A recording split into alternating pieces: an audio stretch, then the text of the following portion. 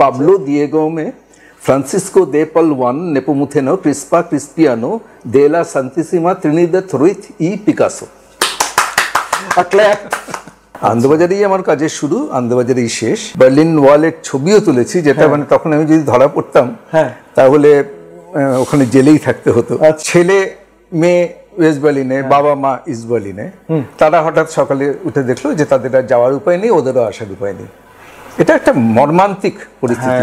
Fine আর্টসে higher সেকেন্ডারিতে first হয়েছিলাম। আচ্ছা, interview বোর্ডে কি নাম করা কেউ ছিলেন? নাম করা মানে সপ্তরথী আমি নাম দিয়েছিলাম। তোমাকে নাম বললে বুঝতে পারবে। অভিক সরকার, সরকার নিজে বসেছিলেন।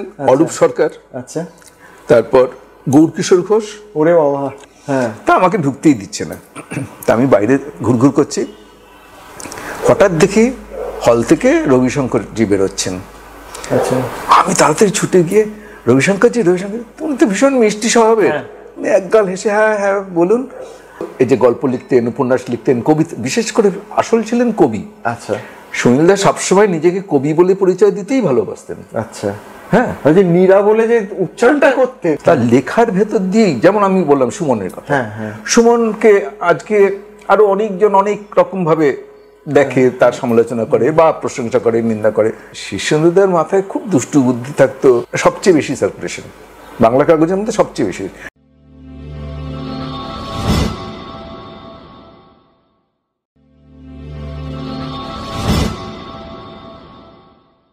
নমস্কার বন্ধুরা, অয়নের বাক্সতে আপনাদের প্রত্যেককে স্বাগত। আর প্রত্যেকবারের মতোই এবারেও আমরা এমন একজন মানুষকে আপনাদের সামনে উপস্থিত করতে চলেছি, যার সঙ্গে আমার দীর্ঘদিনের বন্ধুত্ব এবং ওনার থেকে বহু কিছু শেখার রয়েছে। গল্প করতে করতে অনেক কিছু উঠে আসে। উনি আর কেউ নন, বিখ্যাত সাংবাদিক শ্রী দীপঙ্কর চক্রবর্তী। দীপঙ্কর দা, অয়নের বাক্সতে আপনাকে স্বাগত। ধন্যবাদ, নমস্কার। আর আমরা অনেকদিন ধরেই চেষ্টা করছিলাম আপনাকে পাওয়ার, কিন্তু ভীষণ বিজি শিডিউল ওনার। উনি আমার আসলে মানে অবসর নেওয়ার পর থেকে বোধহয় আরো বেশি বিজি হয়ে গিয়েছে। কারণ আগে যেমন একটা নিয়ম থাকতো, এখন তার কোনো নিয়ম নেই। এখন আমি তো বাঁধন ছাড়া, মানে অবসরে বসে নেই, তাই তো? অবসরে বসে নেই, লেখালেখি করছি, ঘুরে বেড়াচ্ছি। এখন কারোর কাছ থেকে ছুটি নেওয়ার ঝামেলা নেই, কাউকে ছুটি অনুশাসন বা শাসন নেই। ফলে এখন যেটা হয়েছে, হাতে একটু টাকা জমলেই বেরিয়ে পড়া। বাহ, খুব ভালো। আমি একটু আলাপ করিয়ে দিই, যারা নতুন শ্রোতা বা নতুন প্রজন্মে যারা বেড়ে উঠছেন সাংবাদিক হিসেবে। আমার মনে হয় ওনার পরিচয় আপনারা অনেকেই জানেন, তবু বলে দেওয়াটা আমার আজকের অ্যাজ এ হোস্ট আমার উচিত।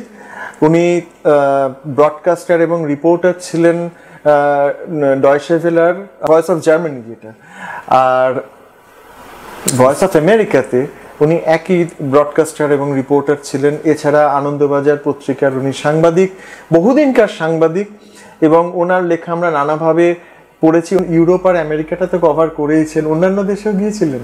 ইউরোপ আমেরিকার বাইরে আর কোথাও যাইনি। বাংলাদেশ যদি বলো, বাংলাদেশ, হ্যাঁ, মানে সাংবাদিকতার সূত্রে আপনাকে বহু দেশ ঘুরতে হয়েছে নাকি ওই দেশ দুটোতেই? ওই দেশ দুটোতেই আমি ছিলাম। সাংবাদিকতার সূত্রে ঘুরতে হয়েছে তা না, ঘুরতে হয়েছে আমি ঘুরেছি আমি নিজের মানে খুশিতে ঘুরেছি, মানে সপরিবার বেড়ানোর সুযোগ পেয়েছি। ওখানে টাকা রোজগার করছি, ফলে ওই ডলারের ঝামেলা, এখান থেকে ভাঙাও ওখান থেকে নাও, এইসব ঝামেলা নেই। স্ট্রং কারেন্সিও রয়েছে, ফলে হ্যাঁ, সেইগুলো আমাকে একটু বাড়তি সুবিধা দিয়েছে, বেড়াতে ভালোবাসি বলে। তো একটা কথা বলে নিই যে আমি মানে মেইনলি কিন্তু আমার সাংবাদিকতার জন্ম এবং কর্ম এবং অবসর নেওয়া আনন্দবাজার থেকে। আনন্দবাজারেই আমার কাজের শুরু, আনন্দবাজারেই শেষ। মাঝখানে শুধু প্রথমে 3 বছরের জন্য জার্মানিতে গেছিলাম, তখন ওই ডয়েচে ভেলেতে কাজ করেছি, যেটা তুমি বললে। আর কোলনে তখন আমাদের অফিস ছিল, হেড অফিসটা কোলনে ছিল। কারণ তখনও তো দুটো জার্মানি এক হয়নি, কাজী তখনও কোলনে ছিল। আপনি কি বার্লিন ওয়াল ভাঙাটার সময় ছিলেন? না, তখন আমি বার্লিন ওয়াল ভাঙার সময় আমি তখন আমেরিকায়। তখন আমেরিকায় ছিলেন? মানে ফেরার সময় আমরা যখন আমেরিকা থেকে ফিরলাম, তখন পুরনো জায়গায় জার্মানিতে সব বন্ধু বান্ধব ছিল, ওখানে ঘুরে এলাম। ওয়ালটা নেই, এরকম ওয়ালটা নেই। আমি তো বার্লিনে যাইনি তখন। তখন মানে প্রথমবারই না, প্রথমে গেছি, যখন জার্মানিতে ছিলাম তখন গেছি। এবং সেই বার্লিন ওয়ালের ছবিও তুলেছি, যেটা মানে তখন আমি যদি ধরা পড়তাম তাহলে ওখানে জেলেই থাকতে হতো সারা জীবন।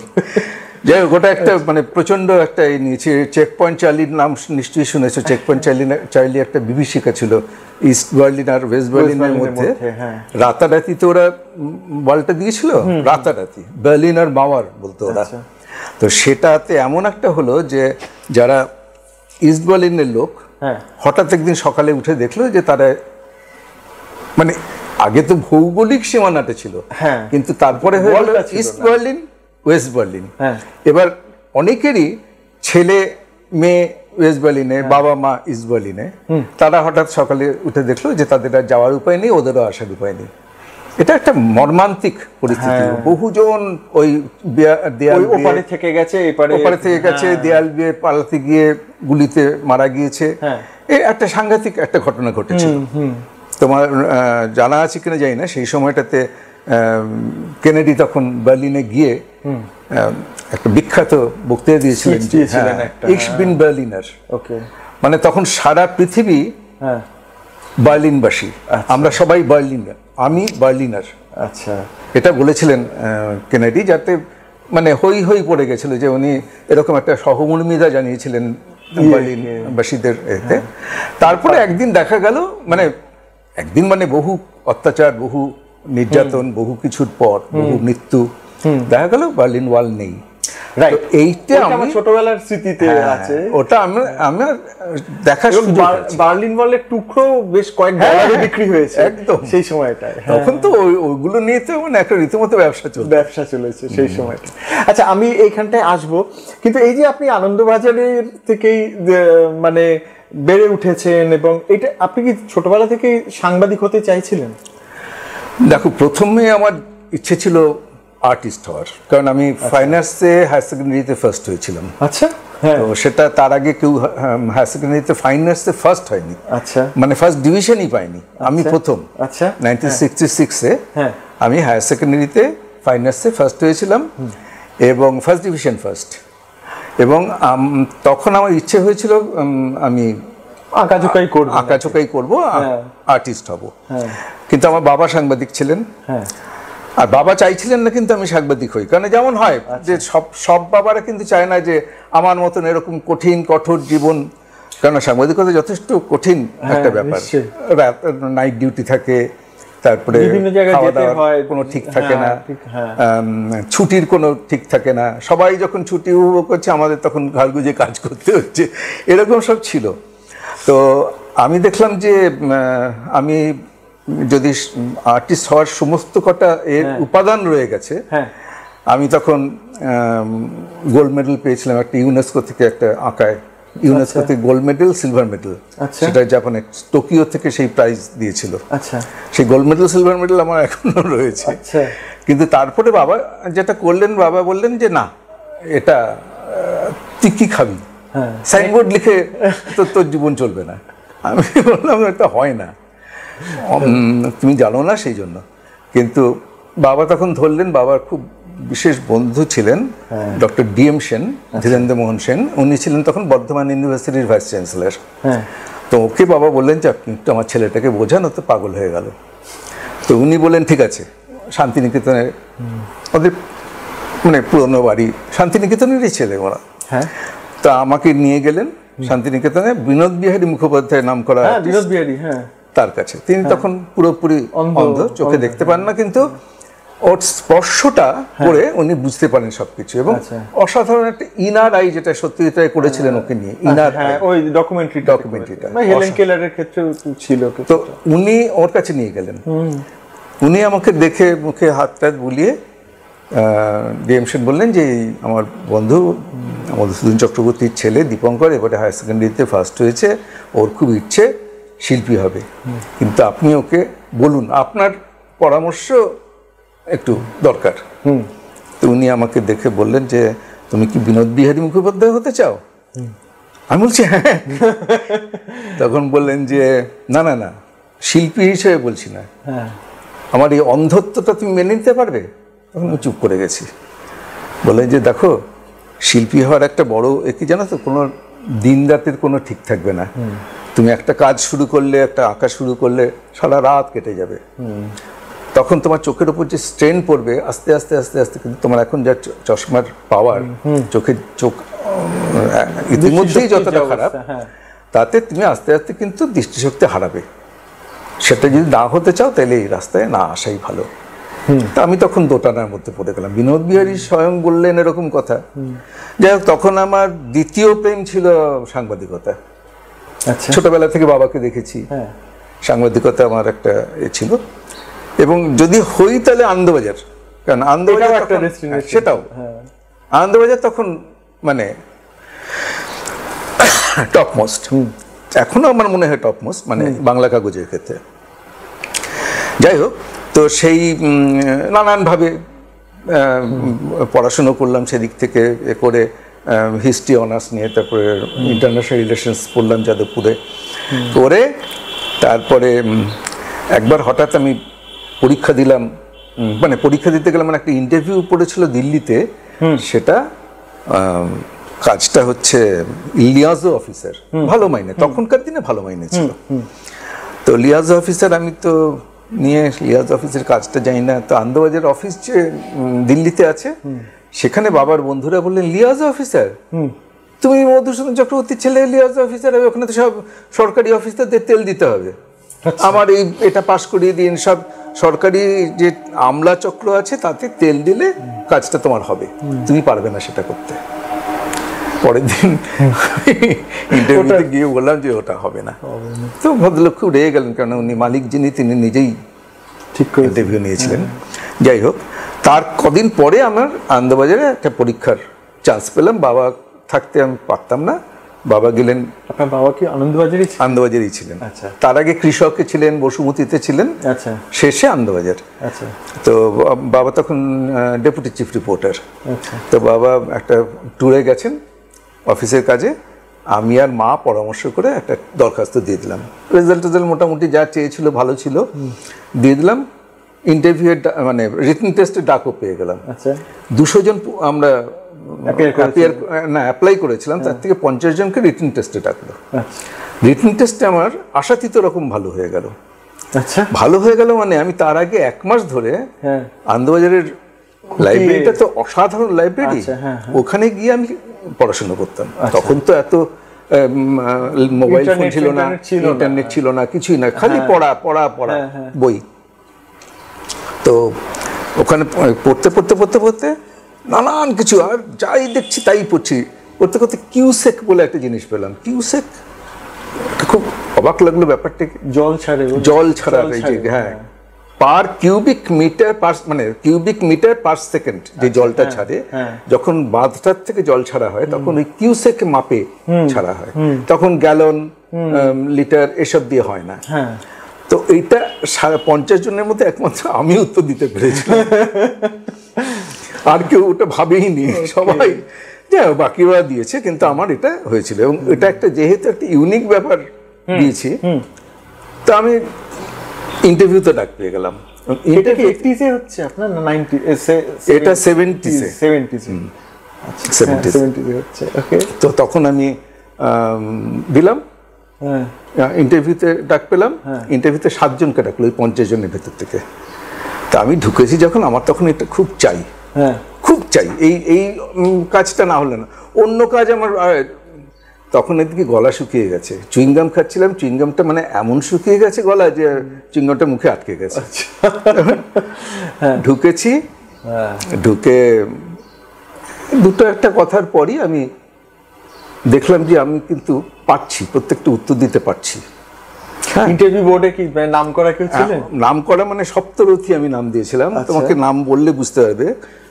অভিক সরকার, নিজে বসেছিলেন, অরূপ সরকার, আচ্ছা, তারপর গৌরকিশোর ঘোষ, ওরে বাবা, পার্বতী চরণ মুখোপাধ্যায় ছিলেন আমাদের ওই এখন HR বলে যে হিউম্যান রিসোর্সেস, তিনি তখন ছিলেন পার্সোনাল ম্যানেজার বলতো। তারপর অমিতাভ চৌধুরী নিউজ এডিটর, শঙ্কর ঘোষ, আচ্ছা হ্যাঁ, বিশাল রিপোর্টার, কজন 6 জন হলো, আর একজন ক্লার্ক ছিল যে সব লিখছিল।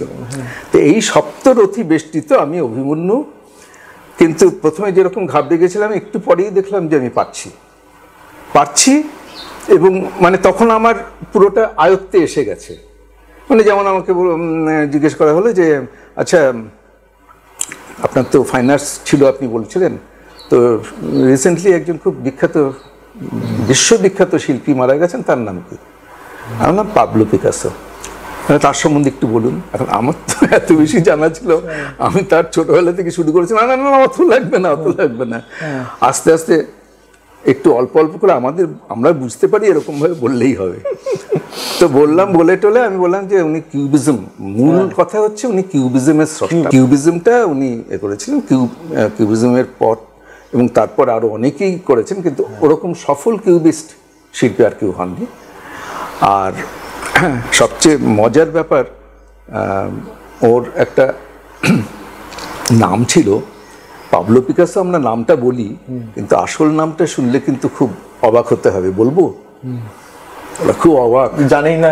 না জানে না বলে না, তার জন্য না, ব্যাপার না, জানেন না তার জন্য না, কিন্তু বলছে যে মানে একজন যাকে ইন্টারভিউ নিচ্ছি সে আবার জিজ্ঞেস করছে যে আমি বলবো, মানে সাধারণত যা উত্তর মানে প্রশ্ন করা হয় তাই উত্তর দেয়। আমি তখন এমনই একটা জোশের মাথায় আমি বলে দিয়েছি আমি বলবো। কি নাম? নামটা হচ্ছে, স্প্যানিশ ছিলেন, স্প্যানিয়ার্ড।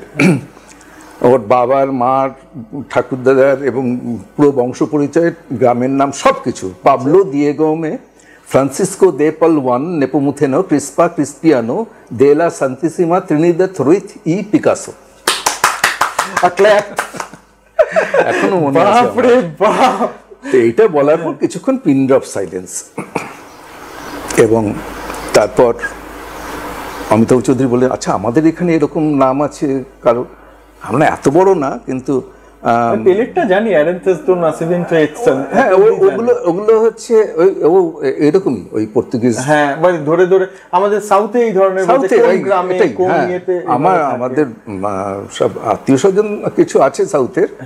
আমি বললাম, আমার এক বন্ধু তন্ডিগুলম ভাস্করন কৃষ্ণমূর্তি, তন্ডিগুলম গ্রামের নাম, ভাস্করন বাবার নাম, কৃষ্ণমূর্তি ওর নাম। আচ্ছা, এইসব করে আমি যখন দেখলাম যে না বেশ ভালো আছে, আচ্ছা এবার আসুন আমরা খবর দেবো, আপনি যদি আমরা যদি নির্বাচন করি আপনাকে তাহলে খবর পাবেন। আমি ওখান থেকে প্রায় উঠতে উঠতে লাইব্রেরিতে গেলাম। নকুলদা ছিলেন তখন, নকুল চট্টোপাধ্যায় ছিলেন লাইব্রেরিয়ান। কি হলো দীপঙ্কর, কেমন হইলো? আমি বললাম যদি না হয় আমার বুঝতে হবে ডাল মে কুছ কালা হ্যায়।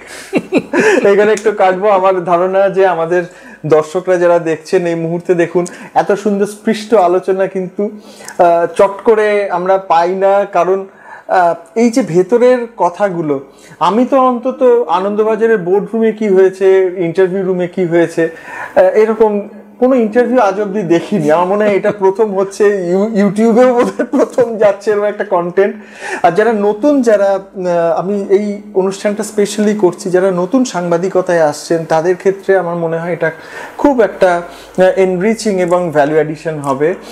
কারণ তখন আমি এর পরের দিকে একটা প্রশ্ন আমার করার খুব ইচ্ছে আছে, যে এই যে একটা ইভলিউশন উনি দীপঙ্কর দা দেখেছেন, যে সময় ইন্টারনেট ছিল না, যে সময় তাদের টাইপরাইটার নিয়ে ছুটতে হতো কাঁধে করে, বা লিখে লিখে বা টরেটক্কায় হয়তো একটা টেলিগ্রাম আসছে, সেই যুগ থেকে শুরু করে আজকে একদম হ্যান্ডহেল্ড ডিভাইসেসে আমরা দেখতে পাচ্ছি যে কি কি নিউজ আইটেম চলে আসছে, নিউজ রিডাররা সেখানে ব্রেকিং নিউজ দিচ্ছেন। এটা একটা চমৎকার ফুল সাইকেল জার্নি। প্রত্যেকে আমাদের সাথে থাকবেন। This interview is going to be a fantastic and engaging one. Thank you so much. আপনার প্রসঙ্গে ফিরি, সেটা হচ্ছে যে ধরুন এইভাবে তারপরে তো হয়ে গেল আপনার ডেস্টিনেশন।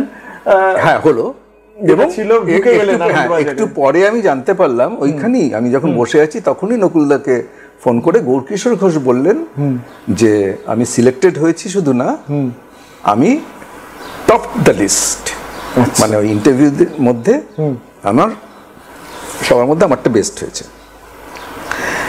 এবার তো আমাকে আর পায় কে, দুর্দান্ত হয়ে গেল, ভীষণই খুশি হলাম। এবার আমার দায়িত্বটা যেটা হলো সেটা হচ্ছে, সবাই তো বলবে যে বাবার চেনা, বাবা একটা বড় পজিশনে আছে, তার ছেলে হিসেবে হয়েছে, সেটা যে না সেটা প্রমাণ করার দায়িত্ব আমার। এবার সেটার জন্য আমাকে প্রচন্ড খাটতে হবে।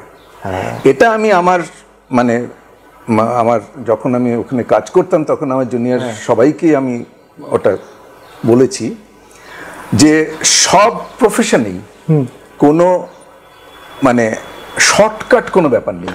তুমি যে কোনো কিছুতে মার্ভেল করতে চাও, এক্সেল করতে চাও, হার্ড ওয়ার্ক শুধু তাই না, এবং তোমাকে ঠিক পথে এলোমেলো ভাবে গেলে চলবে না। স্মার্ট ওয়ার্ক, যেইভাবে তুমি কাজটা করছো সেটার কোনো পারপাস আছে কিনা সেটা ভেবে তোমায় করতে হবে। যেমন ধরো খবরের কাগজে কাজ করার জন্য তখন খবরের কাগজে নেই, তুমি তো জানো নিশ্চয়ই প্রেস কথাটা এসছি তো খবরের কাগজ, প্রেস ছাপা হচ্ছে, সেটা থেকে প্রেস খবরের কাগজ।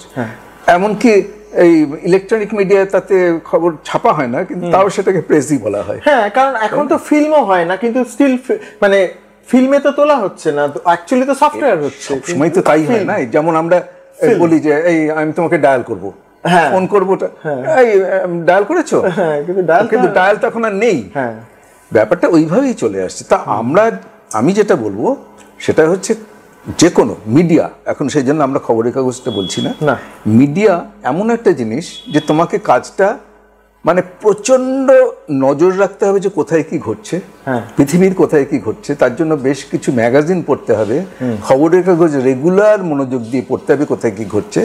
তুমি যেটাতে তোমার ইন্টারেস্ট সেটাই বেশি পড়বে।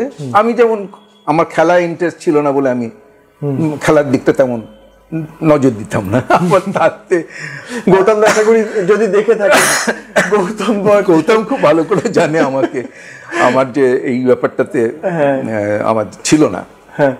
তো কিন্তু যাই হোক, আমি যেটা আমার ভালো লাগতো বা যেটা ভালো পারতাম সেটাতে আমি করেছি, বা দেবাশিস দা যেটা আমার ভালো লাগতো সেটা করেছি, কোনো সেটাতে আমার কোনো অসুবিধা নেই।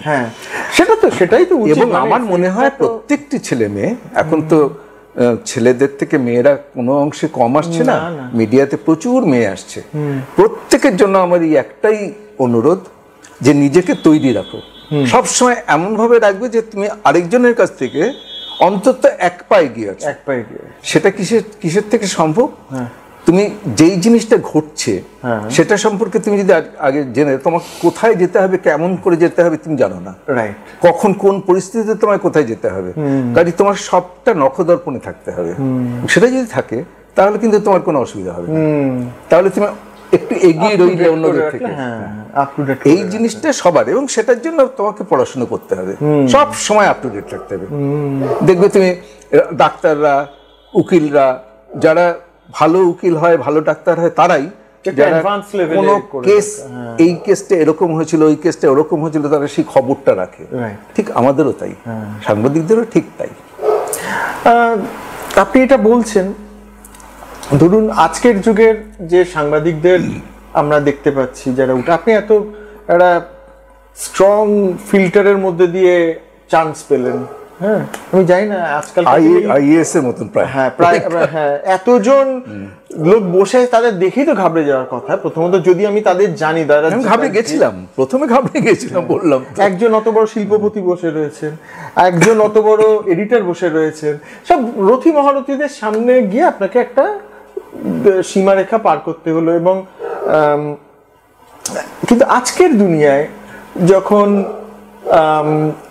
এই যে একটা অদ্ভুত রেভলিউশন হলো, ইন্টারনেট এসে গেল, তারপরে আমাদের নিউজের চেহারা যেভাবে আমরা দেখতে পেতাম আগে, একটা ছবি তার সাথে কিছু রিপোর্টিং, এখন তো ম্যাক্সিমামই ভিডিওতে তৈরি হচ্ছে, ভিডিও কন্টেন্ট তৈরি হচ্ছে, টেক্সটও আসছে, কিন্তু রিপোর্টিং এর যে কোয়ালিটিটা, যেমন ধরুন মানে আমি পাঠক হিসাবে যদি দেখি, রিপোর্টিং হবে সেরকম যে আমার ফার্স্ট স্ট্যান্জা বা প্রথম কয়েক লাইনের মধ্যে আমি পাঠককে বলে দেবো যে what has happened, then how it has happened, সেটা আমি একটা ন্যারেটিভে যাব। এখন যে ইন্টারনেটে বিশেষ করে যে রিপোর্টিং গুলো আসছে, যেহেতু মানে বুঝতে পারছি তাদের কোনো ফিল্টার, আমি প্রশ্নটা কিভাবে বলবো যে না আমি বুঝতে পারছি তুমি যেটা বলছো, আমি এডিট করতে করতে বলতে হচ্ছে। তুমি যেটা বলছো আমি সেটা বুঝতে পারছি, এই কারণে যে আমাদের ঠিক এইটাই করতে হতো আনন্দবাজারে, মানে যে কোনো খবরের কাগজ যেটা ভালো, আমি আনন্দবাজারটা বলছি কারণ জানি বলে, সেটা হচ্ছে যে কোনো খবরের কাগজ এন্ড প্রোডাক্টটা যেটা হচ্ছে সেটার উপর যদি নজর না রাখা হয়, কেননা যে রিপোর্টার প্র্যাকটিক্যালি তার কাজ হচ্ছে রিপোর্টটা নিয়ে এসে বাজার সরকারের মতন, কারেক্ট, এবার বাজার সরকার বাজারটা নিয়ে ছেড়ে দিল। এবার বাড়িতে যিনি গৃহকর্ত্রী তিনি রান্না করতে হবে, কোথায় না রান্না তিনি হয়তো নাও করতে পারেন, তিনি হয়তো রাঁধুনিকে দিয়েই রান্না করেন, কিন্তু তাকে সুপারভাইজ করতে হবে যে কি রান্না হবে, কবে কেমন হবে, কিভাবে কোনটার সঙ্গে হবে, আগে তেতো পড়বে না ডালটা পড়বে, ডাল কি দিয়ে হবে, আজকে মাছের মাথা আছে মুড়ো দিয়ে ডাল হবে, এই যে এই জিনিসটা কম্পোজিশনটা এটা হচ্ছে, এটা কিন্তু রিপোর্টারের কাজ না, এটা সাব এডিটরদের কাজ, সাব এডিটরদের কাজ। এখন যেটা হচ্ছে সেটা হচ্ছে ধরুন ব্যারাকপুরে সোনা পাওয়া গেছে, ঠিক আছে, সেটাকে যেহেতু কন্টেন্টটা বাড়াতে হবে এবং মাঝখানে কতগুলো মানে কমার্শিয়াল লিঙ্কস ঢুকবে, তার জন্য একটু করে দেবে, আবার কমার্শিয়াল লিঙ্কস থাকে কিছু এইভাবে, তার জন্য ফার্স্টে ব্যারাকপুর কোথায়, ব্যারাকপুরে কি কি কিসে করে যাওয়া যায়, ব্যারাকপুর কিসের জন্য বিখ্যাত, এই সব বলে টোলে লাস্ট মানে 3/4 ওই সব দিয়ে কভার হয়ে গেল, 1/4 এসে আসল নিউজটা ইয়ে করা, তার জন্য এগুলো লোকে পড়ে না, এটাই হচ্ছে ব্যাপার, এই লোকে পড়ে না। এখন তুমি দেখবে তুমি লোকে এইগুলোর প্রতি ইন্টারেস্ট কমে গেছে কেন, এগুলো করে তাদের সময় নষ্ট হয় মনে হয়, পড়ার অভ্যেসটা কমে গেছে। তবু আমি বলবো খবরের কাগজ যদি বা, কারণ খবরের কাগজ তুমি আজকে রেখে দিতে পারো, আজকে পড়ার সময় পেলে না, বা সকালে তাড়াতাড়ি উঠে অফিস যেতে হচ্ছে, তুমি সন্ধ্যাবেলা এসে তোমার যেগুলো দরকার দেখে নিলে, তার মধ্যে তুমি কিন্তু কিছুটা খবর শুনেও নিয়েছো, খুব দরকারি খবর যেগুলোতে হয়তো রেডিওতে বা টিভিতে দেখা হয়ে গেছে। কাজেই খবরের কাগজের কাজটা কিন্তু এখন আরেকটু জটিল, আরেকটু ইম্পর্টেন্ট হয়ে গেছে সেদিক থেকে, যে খবরের কাগজ তখন এমন ভাবে খবরটা বাছাই করতে হবে এবং দিতে হবে যেই খবরের প্রতি লোকের ইন্টারেস্টটা তখনও থাকবে, সন্ধ্যেবেলা পর্যন্ত থাকবে, তারপর দিন কিন্তু খবর ঠোঙা। এক্স্যাক্টলি। এবং আরেকটা যেটা হচ্ছে সেটা হচ্ছে যে এই যে অ্যাসর্টেড হয়ে যে খবরটা আমার সামনে প্রত্যেকদিন সকালে আসতো, এখন আমি যদি নিউজ পেপারের সাইটে না যাই, স্টিল মানে যাওয়ার পর আমার না বেশ কিছু খবর অনেক সময় হয় কি মিসিং থাকে, মানে ফুল সাইকেল যে আমরা খবরটা পেতাম আগে, মানে একটা ইস্যুতে প্রতিদিন আসতো, এখনো হয়তো থাকছে, কিন্তু যেহেতু এত হেডলাইন্স এত কিছু আসছে, অনেক খবর আসল খবরগুলো অনেক সময় Missing হয়ে যায়, সেভাবে চোখের সামনে থাকে। এইগুলো খুব মুশকিল, কারণ প্রথম কথা হচ্ছে একটা তোমাকে বলি, খবরের কাগজ বা মানে প্রেস মিডিয়া এমন একটা জিনিস যেটা তুমি যত বেশি উৎপাদন বাড়াবে তত উৎপাদন খরচ বেড়ে যাবে, এবং উৎপাদন যদি না বাড়াও তাহলে তুমি বিজ্ঞাপন পাবে, আর ওই যে বিজ্ঞাপন পাওয়ার জন্য তোমাকে বাড়াতে হবে, সার্কুলেশন না বাড়লে আনন্দবাজারে ধরো কথা বলছি, রিডারশিপ 10 লাখ খবরের কাগজ বিক্রি হয়, তাহলে এটাতে বিজ্ঞাপন দাও। 10 লাখের মধ্যে মানে যেমন চুল কাটা সেলুনেও পড়ে লোকে, আবার একজন শিল্পপতি সেও পড়ছে, লাখপতি কোটিপতি তারাও পড়ছে, কিন্তু তার মধ্যে যেটা হচ্ছে সেটা হচ্ছে তোমার এই যে 10 লাখ বিক্রি হচ্ছে বলে তুমি বিজ্ঞাপনটা পাচ্ছ, এটা যদি না হতো তোমার আজকে 5 টাকা যে কাগজের দাম, বিজ্ঞাপন না পেলে সেটা 50 টাকা হতো, রাইট, কারণ পুরো প্রোডাকশন কস্ট কিন্তু ওখান থেকে তুলতো। কাজেই এটা এমন একটা জিনিস যেখানে একটা অদ্ভুত একটা সাইকেল, ভিশাস সাইকেল, যেটা ঘুরেই যাবে। কারণ তোমাকে যদি উৎপাদন বাড়াও, উৎপাদন খরচ বেড়ে যায়, যদি খরচ কমাতে চাও বিজ্ঞাপন নিতে হবে, বিজ্ঞাপন নীতি বাড়াও তোমাকে উৎপাদন বাড়াতে না, আর সেটাও একটা, কিন্তু পারবে তুমি বিজ্ঞাপন যদি বাড়াও তাহলে উৎপাদন খরচ থাকলেও বা বাড়লেও তোমার অতটা এসে যাবে না, কিন্তু সেখানে আগে যেমন নিয়ম ছিল 60-40, 60 খবর 40 বিজ্ঞাপন, এবার উল্টে গেছে, অনেক সময় 80-20 হয়ে গেছে, করার নেই, কিচ্ছু করার নেই, কারণ তোমাকে তো ওটা তো বিক্রি না করলে, তোমাকে যদি আজকে 5 টাকার মধ্যে তোমাকে খবর কাগজটা রাখতে হয়, তাহলে তোমাকে সেটা খরচ মানে খরচ তোলার জন্য তোমাকে বিজ্ঞাপন করতেই হবে। এবং এই যে সরি ইয়েতে একটুখানি কাটছি, সেটা হচ্ছে ধরুন আমি একবার পোর্ট ট্রাস্ট বাস টার্মিনাস থেকে বেরোলাম নিউ ইয়র্কে, বেরোনোর পরে সামনে যে বিল্ডিংটা দেখলাম, বিরাট বিল্ডিং, নিউ ইয়র্ক টাইমসের অফিস, হিউজ। আপনি আপনি কাজ করেছেন ভয়েস অফ আমেরিকাতে, সেটা ওয়াশিংটন ডিসিতে। ওটা ওয়াশিংটন ডিসিতে যদিও, হ্যাঁ। আমি বলছি যে আমেরিকায় কাজ করেছেন আপনি, ইউরোপে কাজ করেছেন, আর ইন্ডিয়াতেও কাজ করেছেন, মানে সবকটাই টপ টপ হাউসগুলোতে কাজ করেছেন।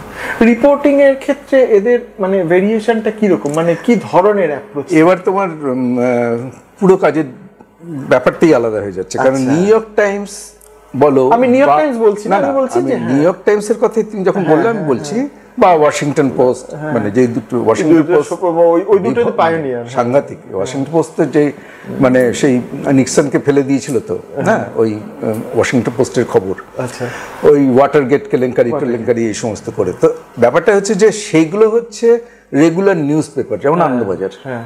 কিন্তু ভয়েস অফ আমেরিকা হচ্ছে voice of American government, Deutsche Welle হচ্ছে ভয়েস অফ জার্মান গভর্নমেন্ট। ফলে সেখানে একটা প্রোপাগান্ডার ব্যাপার আছে, প্রোপাগান্ডা।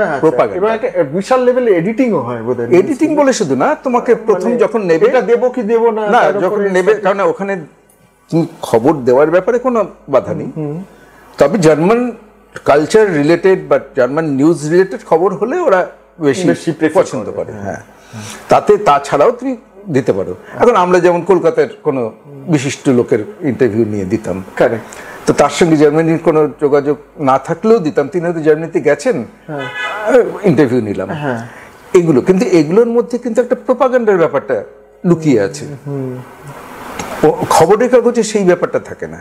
আচ্ছা, আনন্দবাজার বলো এখানে, বা ওখানে new York Times, Washington post বা যাই বলো, জাপানে আসাহি সিম্বুন, ইয়েমিচি সিম্বুন, খুব নাম করা সব খবরের কাগজ, তাদের এক একটা মানে হেলিকপ্টার ফ্লিট পর্যন্ত আছে, হঠাৎ দরকার হলে যাতে কাউকে পাঠিয়ে দিতে পারে, এরকম। ওকে, সেখানে ওই ছোট্ট দেশে অত লোক খবরের কাগজ পড়ে, কিনে পড়ে। আমাদের দেশে তো অত টাকাই নেই লোকের, পারবে না। কিন্তু আমি বলছি যে দুটোর মধ্যে সেই জন্য গুণগত তফাৎ আছে। কাজে একটার সঙ্গে তুমি, আমি আনন্দবাজারে কাজ করেছি, এখানে সেখানে যেমন আমি জানি যে সেখানে একটা মানে মোটামুটি একটা নিরপেক্ষ দৃষ্টিভঙ্গি নিয়ে কাজ করেছি। আমাদের সম্পাদকের একেবারে পেয়েছিলাম যে যখন কোনো খবর করবে তখন দুপক্ষের বক্তব্য নেবে। তুমি যার সম্পর্কে কোনো অভিযোগ পাচ্ছ, অভিযোগ পেলে আর লিখে দিলাম এটা চলবে না, তার বক্তব্য নিতে হবে। যদি তিনি না দিতে চান তাহলে ওখানে লেখা থাকবে, তুমি দেখো এখনো সেটা হয় লেখা, যে এই ব্যাপারে তিনি কোনো মন্তব্য করতে রাজি হননি, কিন্তু আমরা চেষ্টা করেছি, এরকম আমরা চেষ্টা করেছি। হ্যাঁ, বা ওনাকে ফোন করা হয়েছিল, ফোন বেজে গেছে, বা উনি ধরেননি, বা কেটে দিলেন, এরকম। তার মানে কথা বলেন, তার মানে আমরা চেষ্টা করেছি, হ্যাঁ, কিন্তু এটা করতে হবে, এই ব্যাপারটা। এবারে এটাকে নিরপেক্ষতা বলে, নিরপেক্ষতা বলে। হ্যাঁ, ডেফিনেটলি।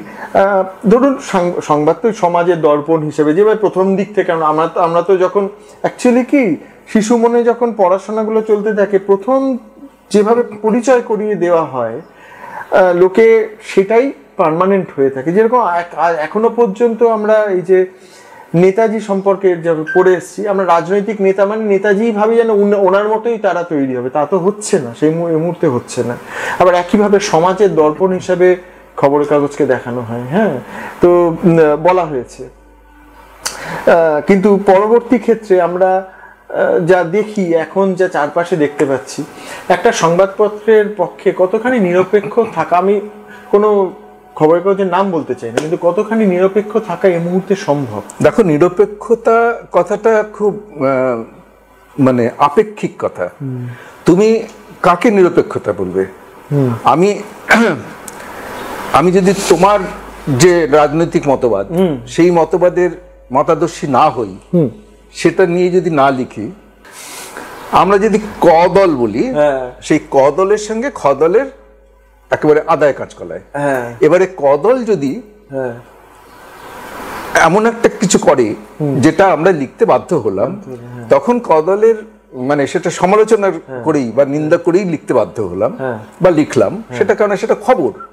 এবার কদলের বড় বড় এরা, আপনারা তো আমাদের নামে যা খুশি তাই লিখলেন, সেটা যা খুশি তাই লেখা হয়ে গেল বলে হয়তো বিজ্ঞাপনটা এলো না।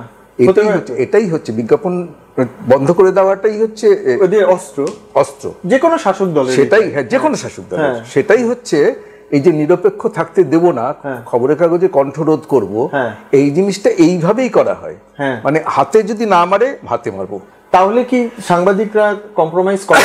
দেখো, এটা সাংবাদিকদের কোনো ব্যাপার না, এগুলো সাংবাদিক না, আমি বলছি যে সংবাদপত্রের মালিক পক্ষকে এই ব্যাপারটা সহ্য করতে হয়, বা তাদের উপর কম্প্রোমাইজ করতে হয়, বা করতে হয় না, তাদের উপর রোষটা গিয়ে পড়ে। আমরা যারা সাধারণ সাংবাদিকতা করেছি তাদের কিন্তু এই ধরনের বড় জোর হয়তো একটা জায়গায় তেমন জায়গায় গিয়ে মার খেতে হয়েছে। ওই তুই ওই কাগজের, আনন্দবাজারের মার, আমাদের খবর লেখে না, এইগুলো হতে পারে তাদের। তাতে কিন্তু আমাদের যারা ফিল্ডে কাজ করতে যেতাম তাদের একটা বিপদ হতো ঠিকই, কিন্তু ওই যে সেটা হচ্ছে হাতে মারা, মারতো, হ্যাঁ ওটা মার খেতে হতো, ধরে নিয়ে গেল, এ করলো, মার খেলাম, এরকম। আর যেটা আরেকটা হয় সেটা হচ্ছে ভাতে মারা, যেটা বলছিলাম, সেটা হচ্ছে খবরের কাগজে বিজ্ঞাপন বন্ধ করে দিল। সরকারি বিজ্ঞাপন বন্ধ করে দেওয়া মানে একটা রেগুলার ইনকাম বন্ধ হয়ে গেল, ব্যাস। তুমি কিছুদিন চালাতে পারবে, তারপরে বাধ্য হবে তুমি ওদের খবর কিছু কিছু করে আস্তে আস্তে করে ছাড়তে। এইটা হচ্ছে আরেক ধরনের সেন্সরশিপ। এটা কিন্তু সেন্সরশিপ, তোমাকে এমন ভাবে বাধ্য করা হচ্ছে যাতে তুমি সরকার পক্ষের হয়ে লেখো।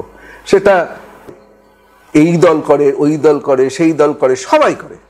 আমি অনেক সাংবাদিকের সাথে কথা বলেছি, মানে ব্যক্তিগতভাবে, অনেকেই তাদের ফ্রাস্ট্রেশন লেভেলটা জানিয়েছে যে হাউসে আছে সেটা ছাড়তেও পারছে না, কারণ সেটা একটা বড় ব্যানারে রয়েছে, অথচ তারা যেভাবে বলছে সেটাকে মানে তাদের লিখে যেতে হচ্ছে আর কি। কিন্তু তার যে মূল্যবোধ বা তার যে স্ট্যান্ড পয়েন্ট, সেই স্ট্যান্ড পয়েন্টের সাথে সমানে কনফ্লিক্টে যাচ্ছে। এটা আমার পক্ষে বলা একটু কঠিন, এই জন্য যে আমি সত্যিকারের একটা স্বর্ণযুগের মধ্যে কাজ করেছি, সত্যিকারের। মানে যেই সময়টাতে আমি কাজ করেছি সেই সময় আমি তোমাকে বলি, আনন্দবাজারে একবার প্রচন্ড ভাবে আনন্দবাজারের সামনে দিয়ে ভাঙচুর করলো, সিপিএম এর মিছিল টিছিল গেল, এ করলো যে আনন্দবাজারের কালো হাত ভেঙে দাও, গুড়িয়ে দাও, এসব যে যা যা করে আর কি, সব করে টরে গেল। আমরা ভয়ে তখন ভেতরে কাঁপছি, জানলা টানলা দরজা টরজা সব বন্ধ করে ঢিল ছুটছে, এ করছে, এসব। আবার তার কিছুদিন পর প্রিয়রঞ্জন দাস মুন্সি ওখান দিয়ে এ করে গেল, এই আনন্দবাজারের অফিসে যদি আমি যুব কংগ্রেসের অফিস না খুলি তাহলে আমার নাম প্রিয়রঞ্জন দাস মুন্সি না, বুঝলে? ব্যাপারটা হলো, তখন আমি বুঝলাম যে তার মানে আমাদের কাগজ, আমি যেই কাগজে কাজ করছি, আমার তখন খুব গর্ব হলো যে একটা নিরপেক্ষতা বজায় রয়েছে, যার জন্য সিপিএমও রাগ করছে, কংগ্রেসও রাগ করছে। তখন তো কংগ্রেস, তখন তৃণমূল ছিল না। তো তার মানে আমাদের একটা মোটামুটি নিরপেক্ষতা আছে। এই স্বর্ণযুগে আমি কাজ করেছি। এর পরে যে ব্যাপারটা হয়েছে তাতে মানে রাজনৈতিক নেতাদেরও যত অধঃপতন হয়েছে, রাজনীতির অধঃপতন হয়েছে, এবং তার কিছুটা এ তো সাংবাদিকদের ভোগ করতেই হয়েছে। সুতরাং এইটার ব্যাপারটা আমার খুব দুঃখ লাগে, কিন্তু কিছু বলার নেই। এটা যুগের হাওয়া, যুগের মানে এটা মানে হয়, এটা অধঃপতন, একটা সামাজিক অবক্ষয়, এটা হয়। বেশ, আমাদের দর্শকদের জন্য বলছি যে আপনারা যারা শুনছেন, এই নামগুলো হয়তো উনি বলছেন, এসে যাচ্ছে কথায় কথায়, কিন্তু এটা একটা সামগ্রিকতার পরিপ্রেক্ষিতে একজন আমরা সাংবাদিকের থেকে এটা জানার চেষ্টা করছি। এটা কোনো দলকে হিট করার জন্য নয় বা কারুর এগেনস্টে বলা নয়, এটা জাস্ট একটা কেস স্টাডি হিসেবে আপনারা নেবেন। আর আমি একজন সোজাসুজি চলে আসি এবারে আপনার কাছে। সাংবাদিকতার যে সুন্দর অনেকগুলো সুন্দর সুন্দর দিক আছে তো, যেমন একটা দেশ ঘোরা যায়, জায়গা ঘোরা যায়, মানুষের সাথে মিট করা যায়, এই যে ফ্লেভারগুলো, এবং কিছুটাতে ফেম আসে যে সাংবাদিক, হ্যাঁ উনি সাংবাদিক, মানে বিয়ে বাড়িতে গেলেও এই সাংবাদিক এসেছিলেন, এই ব্যাপারটাও আছে। আমি ওইগুলোর মধ্যে যাচ্ছি না, আমি বলছি যে এই যে ইন পার্সন বিভিন্ন লোককে আপনি মিট করেছেন বিভিন্ন ইয়েতে, সেখানে একটুখানি আসি। তার মধ্যে প্রথমে কার নাম নেবেন বলুন? একটু আমরা কার গল্প শুনবো? দেখো, গল্প বললে আমার এত গল্প জমা হয়ে রয়েছে, শেষ হবে না, বুঝেছো?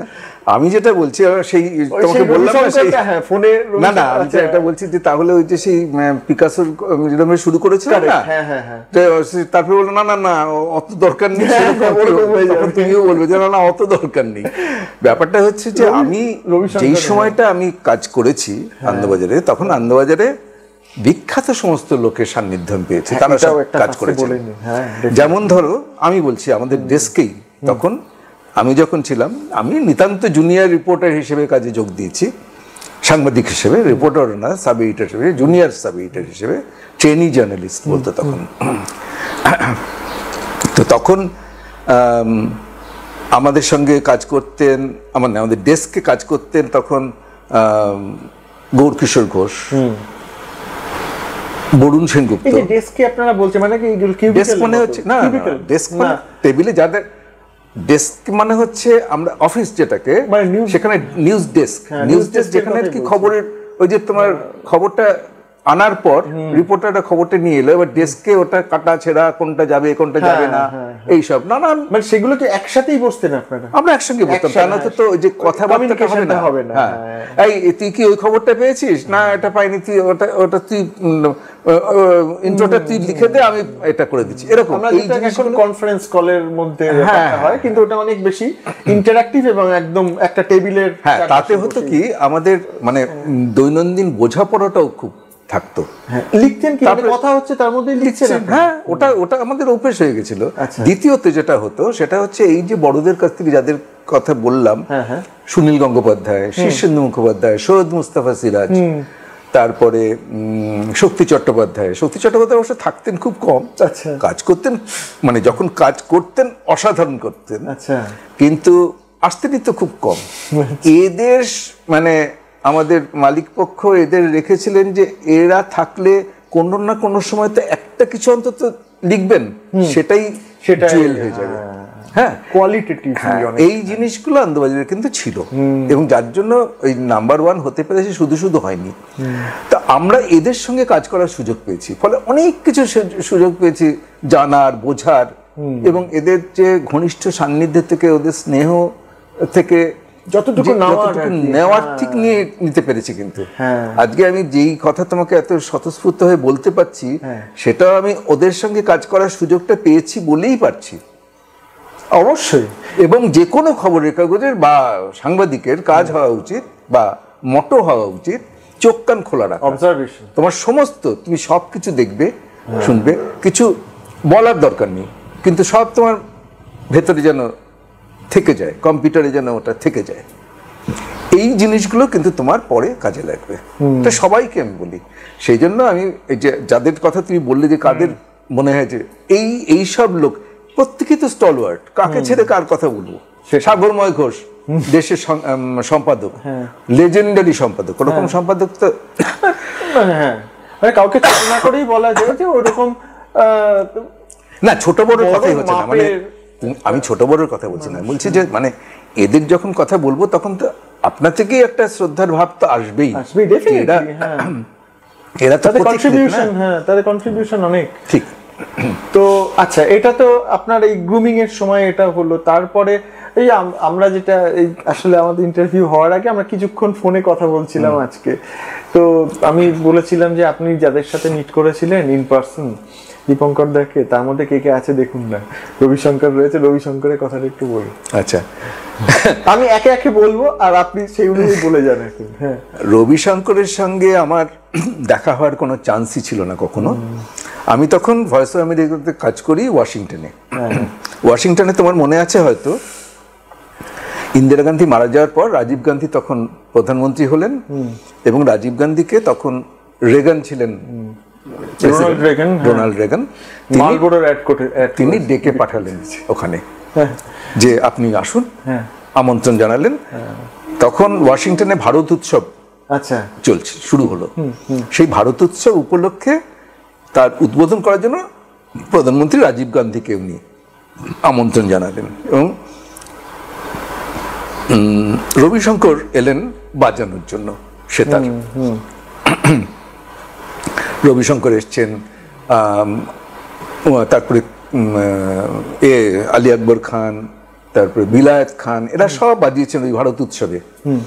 সেই সময় একটা একটু কাটছি, সেই সময় একটা এই যে মানে ইন্ডিয়ান ক্লাসিক্যালের একটা জোয়ার চলছিল না ওই ইয়েটা। হ্যাঁ, তখন তো সেটাই, মানে তখন তো ধরো তার কিছুদিন আগে বেটলরা, বিশেষ করে জর্জ হ্যারিসন ভুলে গেছে শুধু না, না না না, জর্জ হ্যারিসন বাংলাদেশ সফর তারা অনেক, বাংলাদেশ হয়েছেই তো তারও মানে আগেও বটে, কিন্তু তখন জর্জ হ্যারিসন হচ্ছে এর শিষ্য ছিলেন, সেটা শিখেছেন রবিশঙ্করের কাছে। সেটা তো আমরা সবাই, হ্যাঁ, তো সেই হিসেবে রবিশঙ্কর, তো আমি একটা জায়গায় খবর করতে গিয়েছি, কিছুতেই ঢুকতে পারছি না, মানে আমাকে ঢুকতেই দিচ্ছে না, কোনো রকম কোনো উপায় দেখছি না যে আমি ওখানকার খবরটা পাবো কেমন করে, অথচ ভেতরে কি হচ্ছে খবরটা দিতে হবে। ভয়েস আমেরিকার থেকে 3 জনকে, ইংলিশ ডিপার্টমেন্ট আর মেইন নিউজ ডিপার্টমেন্ট, এরকম করে 2-3 জন টপ মাপের, আমি তো নিতান্ত এলেবেলে দুধভাত বাংলা বিভাগের একজন কনিষ্ঠ সাংবাদিক, তা আমাকে ঢুকতেই দিচ্ছে না। তা আমি বাইরে ঘুরঘুর করছি, হঠাৎ দেখি হল থেকে রবিশঙ্কর জি বেরোচ্ছেন। আমি তাড়াতাড়ি ছুটে গিয়ে, রবিশঙ্কর, তুমি তো ভীষণ মিষ্টি স্বভাবের, একগাল হেসে হ্যাঁ হ্যাঁ বলুন। আমি বললাম যে আমি কলকাতা থেকে এসেছি, এখানে ভয়েস অফ আমেরিকাতে কাজ করি, ভেতরে ঢুকতে পারছি না, কিছুতেই ঢুকতে দিল না, ভেতরে কি হলো একটু আপনি বলবেন? হ্যাঁ হ্যাঁ নিশ্চয়ই করে উনি বললেন কি হয়েছে। আমি তখন ভীষণ খুশি, আমি বললাম যে এতই যখন আপনি বললেন, আপনার একটা ইন্টারভিউ নিতে পারি? হ্যাঁ চলো আমার সঙ্গে, গাড়িতে ওঠো, সামনে লিমুজিন ওয়েট করছে, বলুন গাড়িতে ওঠো, আমি হোটেলে যেতে যেতে তোমাকে বলবো। বললাম আপনি যে এইমাত্র আমাকে যে খবরগুলো দিলেন, সেই খবরগুলো তো আমাকে ধরাতে হবে, মানে ভয়েস অফ আমেরিকার শ্রোতাদের তো শোনাতে হবে ওটা। তা আমি চট করে একটু অফিসে গিয়ে খবরটা ধরিয়ে লিখে ওটা পড়ে খবরটা ধরিয়ে, তারপরে আমি যদি একটু বেলার দিকে বা বিকেলের দিকে যদি আপনার হোটেলে যাই, ঠিক আছে চলে এসো। আমার নাম করে উনি বললেন, খুব বিখ্যাত বা কুখ্যাত হোটেল তখন, সেটা হচ্ছে ওয়াটারগেট হোটেল, একদম পোটোম্যাক নদীর ধারে বিশাল হোটেল, সেখানে উনি উঠেছেন। ওয়াটারগেট কেলেঙ্কারি। তো সেখান থেকে বললেন যে তোমাকে আমি 10-15 মিনিট দিতে পারবো, কারণ বেশি পারবো না, কারণ কালকে তো আবার আমার বাজানো আছে, উনি ওখানে কেনেডি সেন্টারে বাজাবেন। তো আমি বললাম ঠিক আছে, আমি কোনো অসুবিধা নেই। আমার যেতে যেতে একটু কাজ টাজ করে যেতে যেতে একটু বিকেল গড়িয়ে সন্ধ্যের শুরু গেছি যখন, তখন না আমার মানে গাড়ি চালিয়ে আবার ওখান থেকে যেতে হয়েছে অতটা, তো আমার তখন একটা মানে দেখে উনি বুঝতে পেরেছেন যে আমি ভীষণ টায়ার্ড। বলেন তোমার এরকম অবস্থা, তুমি কি কিছু খাবে? আমরা না না কিছু খাবো না, আমার একটু জল। বলে জল তো আমার কাছে নেই, তুমি এক কাজ করো, ওখানে ছোট একটা ফ্রিজ আছে, ওটার ভিতর দেখো কোনো কোল্ড ড্রিঙ্কস পেতে পারো। আমি কোল্ড ড্রিঙ্কস আমি সেটা খেলাম। তারপরে তো এই যে টেক কেয়ারটা করছি, ও অসম্ভব মিষ্টি স্বভাবের, ভীষণ। তারপরে উনি বললেন, এবং বলতে বলতে আমি ওকে শুরু করলাম ওর মানে ওয়াশিংটন না, মানে আমেরিকার সঙ্গে ওর যোগাযোগটা কিভাবে হলো, জর্জ হ্যারিসনের সঙ্গে, এই সব করতে করতে বলতে বলতে একটা সময় দেখলাম যে আর ঘড়ির দিকে আমাদের কারোরই খেয়াল নেই। হ্যাঁ, যখন আমাদের ইন্টারভিউ শেষ হলো তখন 50 মিনিট হয়ে গেছে। আচ্ছা, এক লাইনও আমি কাটিনি, একটা লাইনও কাটিনি, পুরোটা মানে করা হয়েছে। 2 কি 3টে ভাগে আমরা ওটা ব্রডকাস্ট করেছিলাম। এবং উনি তখন লাস্টে উনি বললেন, মনে আছে যে তোমাকে তো আজকে আমি কিছুই খাওয়াতে পারলাম না। তো না না, আপনি যা তখন দিয়েছেন তাহলে তো আমি কথাই বলতে পারছিলাম না তখন। এটা সাবধানে যেও, মানে দরজা খুলে যখন আমি বেরোচ্ছি ওর ঘর থেকে, সাবধানে যেও একেবারে, মানে একটা অত বড় ওরকম নাম করা একজন সেতার শিল্পী, তিনি আমার মতন একজন অর্বাচীনকে সাবধানে যেও দেখো, হ্যাঁ তুমি এত টায়ার্ড রয়েছো, দেখো সাবধানে যেও, এই যে বলাটা, ওইটা না ভোলা যায় না। আমি একটু আপনাকে বলছি, আমি রিসেন্ট টাইমে এই অয়নের বাক্সর জন্য শ্রী যোগেন চৌধুরী, অত বড় পেইন্টার, তার বাড়িতে গিয়েছিলাম এবং তাকে ইন্টারভিউ করি। ওনার মধ্যে আমি এই ব্যাপারটা দেখেছি, এবং যখন আসছি তখন উনি নিজে দরজা খুলে দাঁড়িয়ে রয়েছেন। উনি প্রায় 18 তলায় থাকেন বোধহয়। লিফটে অনেকটা দূরে এসছি, প্রায় অনেকটা দূরে উনি এইভাবে দাঁড়িয়ে রয়েছেন, এইভাবে হাত নাড়ছেন। হ্যাঁ, আর ওই পেছন থেকে আলোটা আসছে, ওনার মুখটা আমরা দেখতে পাচ্ছিলাম না। পেছনে আলিফ রয়েছে, ও গিয়েছিল আমার সাথে। উনি এইভাবে হাত নেড়ে যাচ্ছেন যতক্ষণ না লিফট এলো। ওই দূর থেকে উনি হাত নেড়ে আমাকে টাটা করা। নিজে সব ফোন ধরতেন, নিজে দরজা খুলতেন নিজে, এবং বিদায় দিতেন নিজে। এই সৌজন্যতাটা হারিয়ে গেল কেন দীপঙ্কর দা? হারায়নি, এগুলো সবকিছু, প্রত্যেক এই ধরনের মানুষ সবসময় খুব কম থাকে। মানে সবার মধ্যে তুমি এই সৌজন্য পেতে না। এটা মানে যাদের কাছ থেকে পেয়েছি তাদের নামটাই আমরা মনে রেখেছি, আর যাদের কাছ থেকে পাইনি তাদের কথা তুমি বলবে না, সুতরাং জানো না। এখন 1 কোটি মানুষের মধ্যে তুমি 10 জনের কাছ থেকে এরকম পাবে, বাকিদের কথা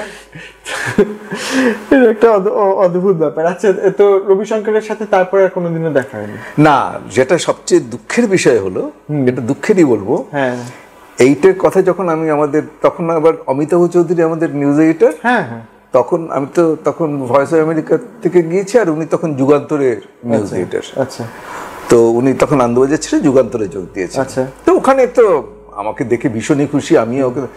অমিতাকে বললাম যে চলুন আমাদের বাড়িতে যাবেন, খাবেন। বলে হ্যাঁ, এখানে হোটেলে খাওয়া ভালো লাগছে না, চলো দেখি। আমার স্ত্রীকে বলে লোপা কি রান্না করে দেখি এইসব।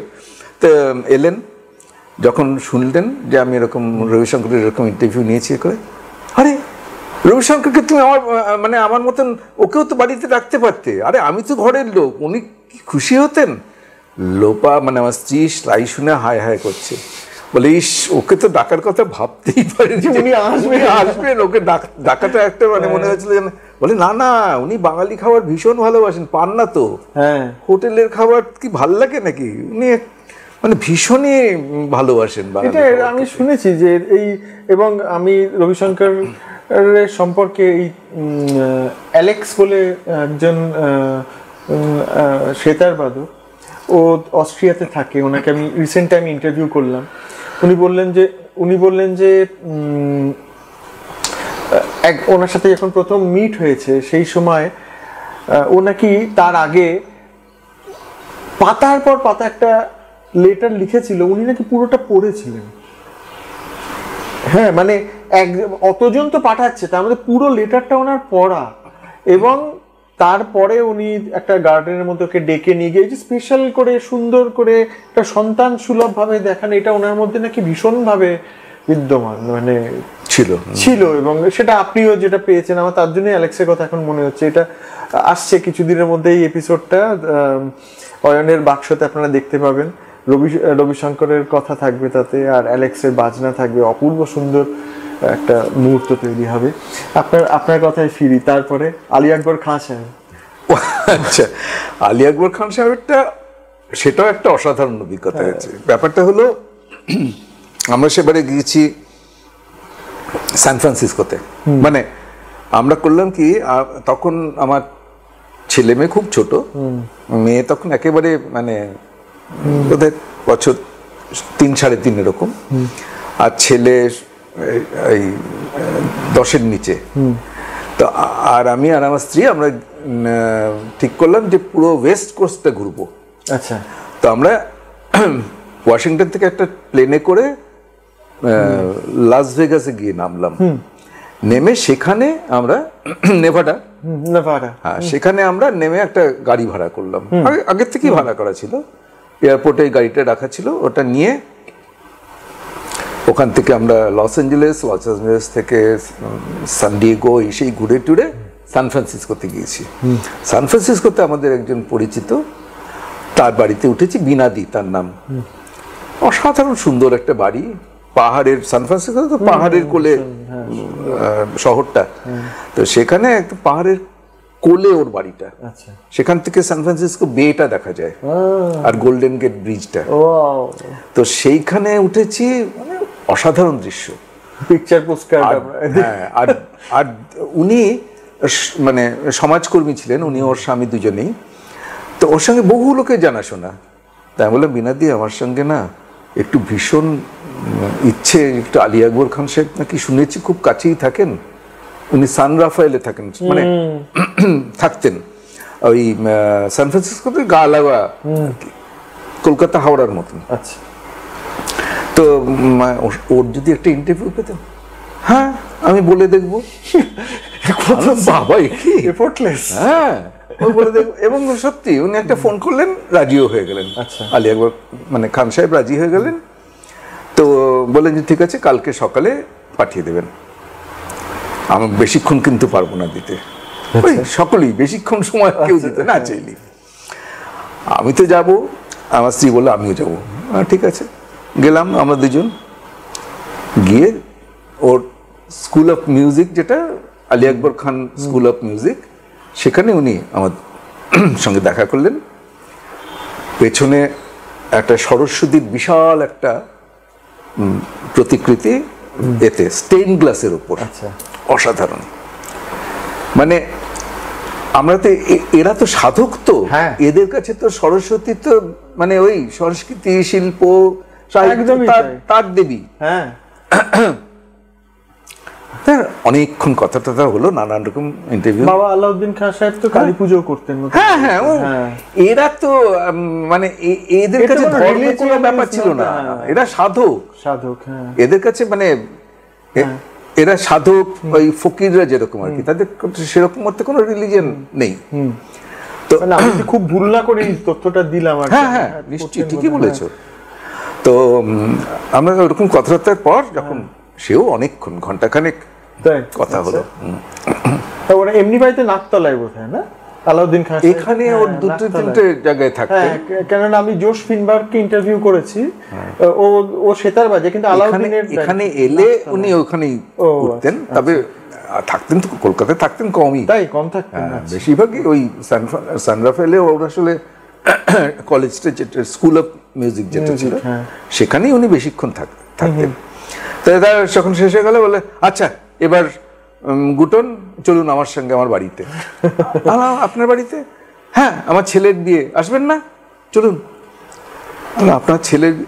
আরে আমি তো বরকর্তা, আমি তো বলছি চলুন। আমরা তো মানে একেবারে অবাক। আনলো যে খান সাহেব, ছেলে মেয়েগুলো তো বীণাদির কাছে রয়ে গেছে, ওরাও আসবে, বীণাদির সঙ্গে কথা হয়ে গেছে, ওদের নিয়ে আসবে। তা আমরা গেলাম। আমার স্ত্রী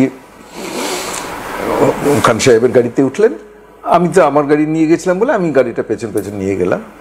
ওর বাড়িতে, বিশাল, ওর বাড়িতে না আসলে ওটা ছিল তবলাবাদক, বিখ্যাত তবলাবাদক, আমি নামটা ভুলে গেলাম এই মুহূর্তে। না না না না, এই মুহূর্তে ভুলে গেলাম, তার বাড়িতে আর কি। তো উনি সেখানে বেশ জমিয়ে বসেছেন, মধ্যমণি আলী আকবর খান, তাকে ঘিরে নানান জন আরো বসেছে। তো তখন ওইখানে